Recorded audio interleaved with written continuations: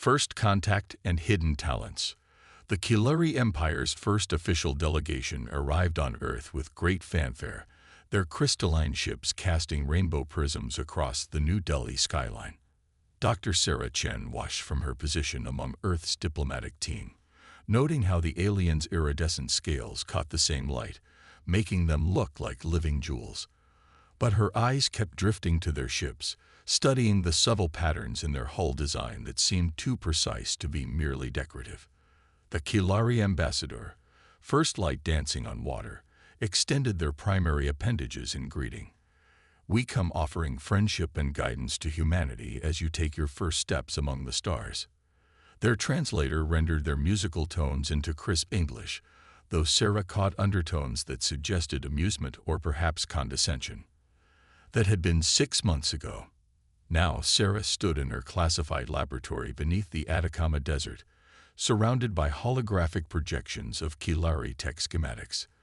The guidance the Kilari offered had been carefully controlled, outdated ships, basic star charts, and simplified faster-than-light drives that the aliens clearly considered primitive. But they hadn't counted on humanity's talent for seeing patterns others missed. Dr. Chen, you need to see this. Marcus Wong, her lead engineer, manipulated the hologram of a Kilari power core.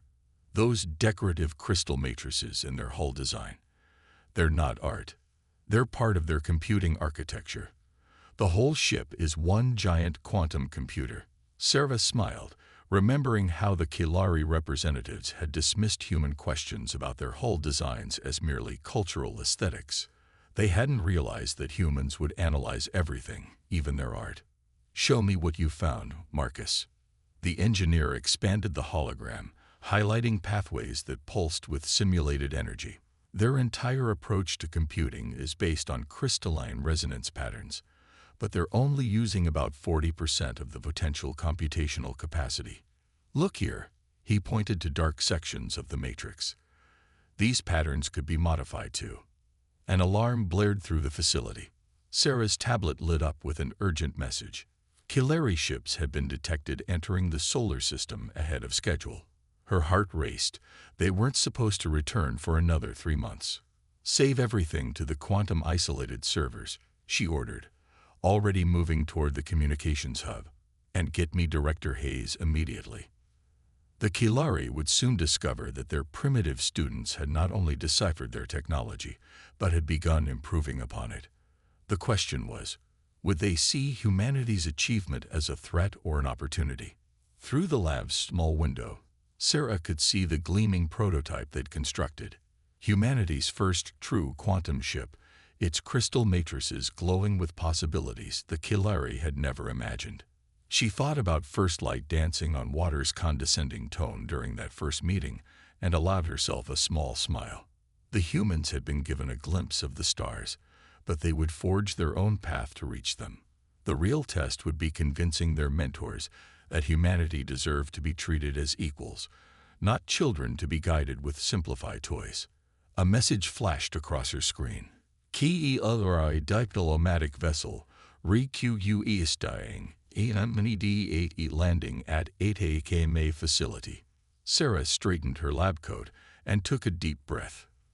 The next few hours would determine whether humanity's drive to innovate would lead to a stronger alliance or their first interstellar conflict. Well, she muttered to herself, they wanted to guide us into the galactic community. They just didn't expect us to be such quick learners. The facility's lights dimmed as power was diverted to the landing pad's shields.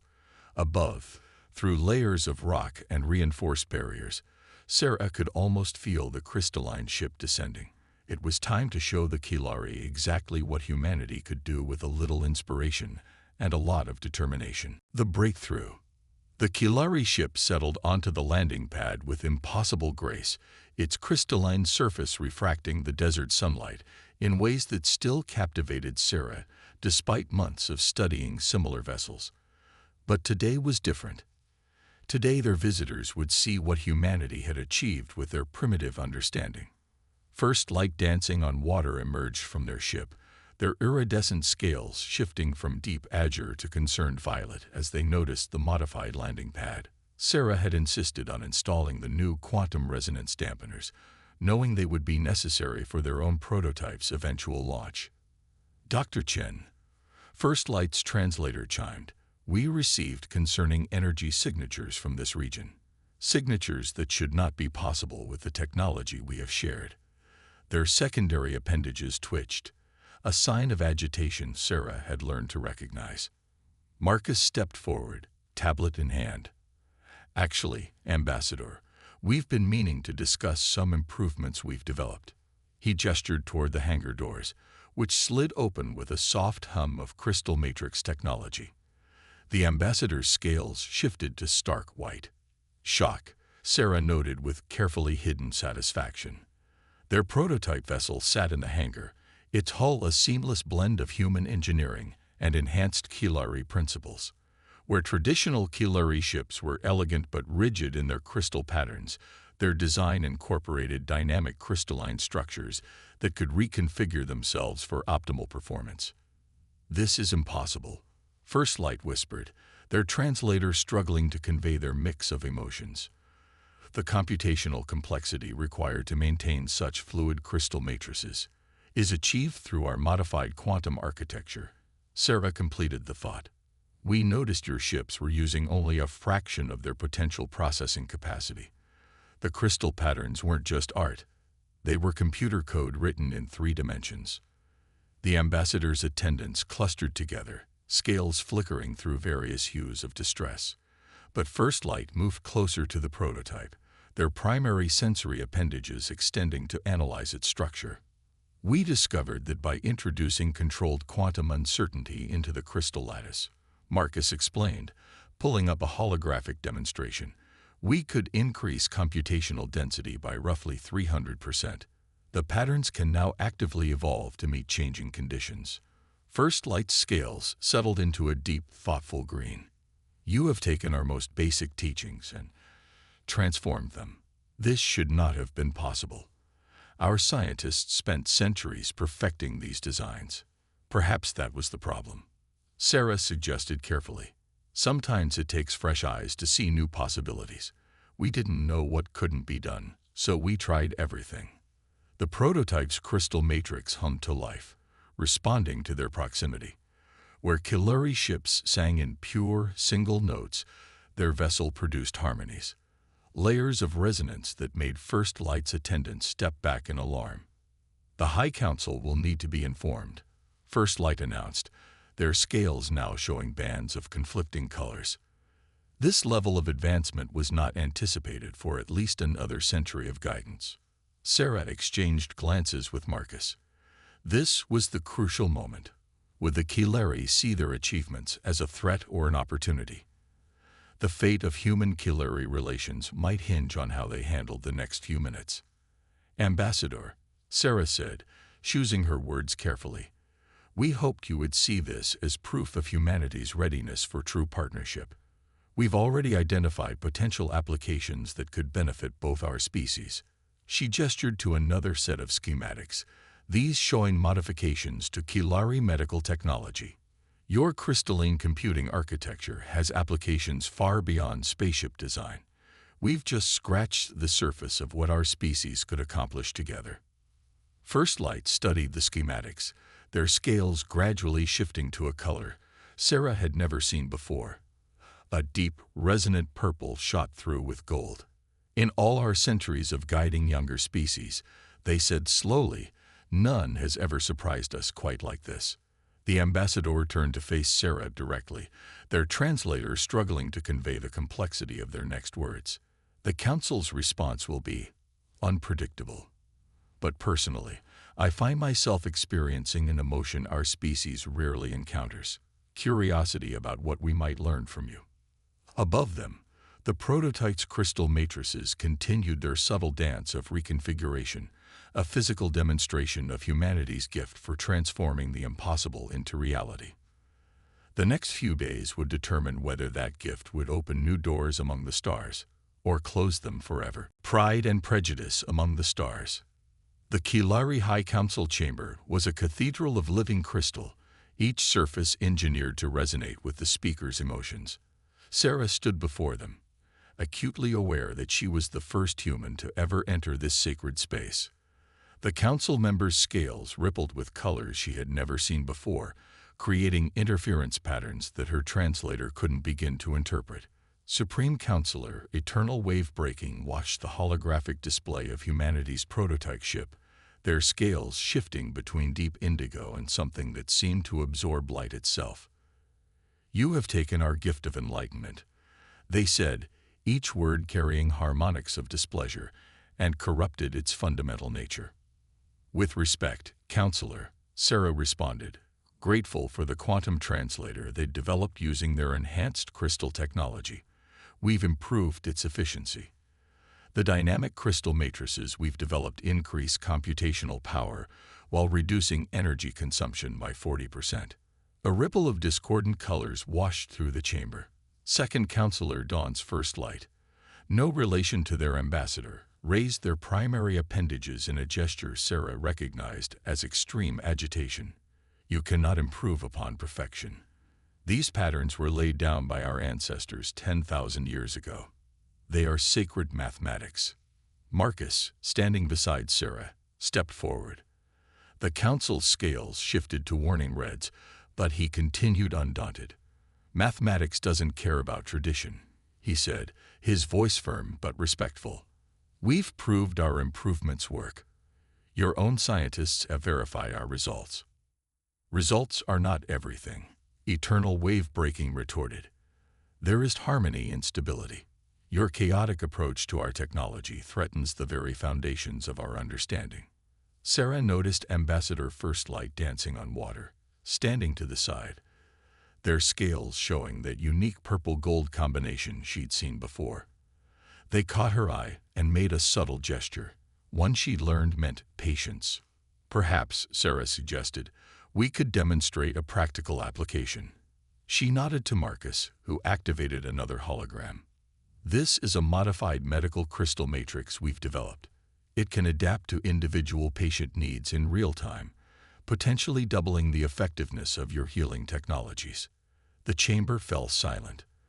The council members' scales began showing complex patterns Sarah hadn't seen before, and the crystal walls hummed with new frequencies. A new voice spoke, Fourth Counselor Depth of Ancient Wisdom, who had been silent until now. "You offer to improve our healing arts, technologies we have spent millennia perfecting." "We offer to collaborate," Sarah corrected gently. "Humanity's gift isn't just improving technology. It's seeing new possibilities. Your crystals sing in perfect, unchanging harmonies. We've taught them to improvise." The metaphor seemed to resonate with the council. Their scales shifted through thoughtful hues, and the chamber's crystalline surfaces began to pulse with softer frequencies. Ambassador First Light stepped forward, their scales now boldly displaying that revolutionary purple gold. "Honored Council, I have witnessed humanity's work firsthand. They do not seek to disrespect our traditions. They simply ask different questions than we have ever thought to ask." Eternal wave-breaking scales settled into a deep, contemplative blue. "Different questions," they mused. "Perhaps that is what disturbs us most. For 10,000 years, we have known the answers. Now comes a species that makes us question our certainties." Sarah saw her opening. "Certainty can be comforting," she said, "but questions lead to growth. We believe both our species could grow together." The council chamber's crystals began to resonate with new harmonies, ones that somehow combined both the pure notes of Kilari tradition and the complex harmonies of human innovation. It wasn't discord, Sarah realized with growing hope. It was evolution. "We will need time to consider these matters," Eternal Wave-Breaking announced finally. "But perhaps there is wisdom in examining our certainties through new eyes." As they left the chamber, First Light fell into step beside Sarah. "They are afraid," the ambassador said quietly, "not of your technology, but of change itself. You have shown them that their perfect crystal songs can learn new melodies. It will take time for them to accept this." Sarah nodded, watching the chamber's crystals pulse behind them. "Time will use to prove that innovation and tradition can coexist, that the best harmonies come from different voices singing together." The ambassador's scales flickered with that now familiar purple gold. An interesting metaphor, Dr. Chen. Perhaps that is humanity's greatest gift to us, the ability to see poetry in mathematics and mathematics in poetry. Above them, the ancient crystal spires of the Kilari capital continued their eternal song, but now, just faintly, new harmonies could be heard weaving through the traditional melodies. The eclipse incident. The warning came 3 minutes too late. Captain Elena Rodriguez watched in horror as her ship's modified crystal drive sent out an unintended pulse of quantum resonance, just as the Kilari's sacred temple ship Eternal Harmony began its ceremonial alignment with their sun. "Shut it down," she ordered, but Marcus's voice came back strained over the comm. "The new crystal matrices are responding to the temple ship's resonance patterns. They're trying to harmonize with it." Through the view screen, Elena watched the massive temple ship's crystalline surface begin to ripple with unexpected patterns. The quantum resonance from her ship's experimental drive had interfered with the 1,000-year-old ceremony of the Grand Alignment, where the Kilari's most sacred vessel would capture and reflect their sun's light in precise, ancient patterns. "All Kilari vessels, this is the human ship Prometheus," Elena broadcast. "We are experiencing a technical malfunction. Please clear the ceremonial space." We repeat. But it was too late. The temple ship's crystals were already responding to the chaotic harmonies from the Prometheus, creating new and unexpected resonance patterns. The sacred vessel's surface blazed with colors never before seen in its 1,000-year history. In the engineering section, Marcus and his team worked frantically to contain their drive's quantum field. "The crystal matrices are evolving faster than we can control them," he reported. "They're learning from the temple ship's patterns, trying to integrate them into their own structure." Sarah Chen's voice cut in from the orbital facility where she'd been observing the ceremony. "Elena, the Kilari High Council is demanding immediate explanations. They're calling this sacrilege." Through the chaos, Elena noticed something extraordinary. The new patterns forming across the temple ship's surface weren't random. They were beautiful. A perfect fusion of ancient Kilari mathematics and the dynamic evolution of human innovation. First Light dancing on water's voice suddenly joined the chorus of communications. "Human vessel Prometheus, hold your position. I am reading the new harmonics. This is unprecedented." The space around them, filled with arriving Kilari warships, their weapons charged but holding fire. The temple ship continued its transformation, its surface now dancing with mathematical patterns that seemed to bridge the gap between tradition and innovation. "Ambassador," Elena called out, "we never intended to interfere. Our drive was supposed to be dormant during the ceremony, but it responded to your sacred harmonies automatically." "Captain," First Light's voice carried an odd tone their translator struggled to convey. "Look at the temple ship's new resonance patterns. They're not just chaos. They're solving equations our mathematicians have struggled with for centuries." Elena turned to her science officer. "Analysis. The quantum interference has caused both our crystal matrices and theirs to enter a kind of collaborative state," the officer reported. "They're working together, combining Kilari precision with our adaptive algorithms. It's like they're having a conversation in pure mathematics." Supreme Counselor Eternal Wave-Breaking's voice thundered across all frequencies. "This disruption of our most sacred ceremony is unprecedented. The patterns laid down by our ancestors are evolving." First Light interrupted, their translator struggling to convey their excitement. "Honored Counselor, the temple ship isn't being corrupted, it's growing. Look at the harmonic convergence patterns. They mirror the first equations, but with new variables we never considered." The space around them hummed with the combined resonance of human and Kilari crystal technology. The temple ship's surface had become a canvas for mathematical art that bridged millennia of tradition with moments of innovation. Perhaps, First Light continued, their scales showing that now familiar purple gold through the view screen. "This is not sacrilege, but revelation. Our ancestors built their ships to sing perfect, unchanging songs. Humanity has taught them to compose new ones. Elena watched as the temple ship completed its alignment with the sun. But instead of the traditional, expected patterns, it cast new configurations of light across space. Theorems written in starlight, proofs spelled out in spectral lines, and possibilities no one had imagined before. The question now, Sarah's voice came through softly, is whether the Kilari will see this as the destruction of their tradition, or its evolution.